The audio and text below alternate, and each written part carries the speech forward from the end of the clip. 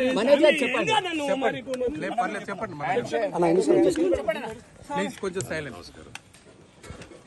ఆస్తి కోసం ఈ పోరాటం చేయట్లేదు. ఎందుకంటే ఈ పోరాటం కూడా కాదు, ఇది ఆత్మగౌరవానికి సంబంధించింది, నా భార్య పిల్లల సేఫ్టీకి సంబంధించి.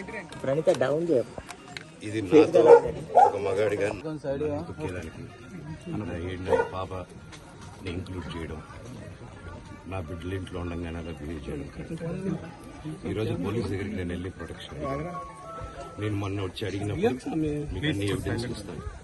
ఎస్ఐ గారు ఇక్కడి నుంచి వచ్చి నేను ఇస్తాను సార్ ప్రొటెక్షన్ చూపించాను. బౌన్సర్లు అందరూ అక్కడ దాక్కున్నారు. అది కొంచెం చూసి ఓకే సార్ మేము ధైర్యంగా ఉంటే మేము ఎక్కడికి వెళ్ళట్లేదని చెప్పి మాట్లాడి పారిపోయారు. ఇప్పుడు కానిస్టేబుల్స్ వచ్చి అందరూ నా మనుషులందరినీ భయపించి ఇప్పుడు వాళ్ళ పేర్లు తీసుకుని బెదరగొట్టి మా మనుషులను పంపించేసి వేరే బాడీ గార్డ్ లోపల పంపించున్నారు సార్.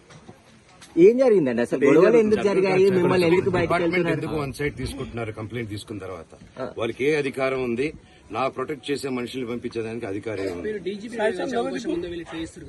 ప్రపంచంలో నా అందరినీ కలుస్తాను సార్. బయలుదేరి మీ తండ్రి మీ మీద కేసు పెట్టారు కదా.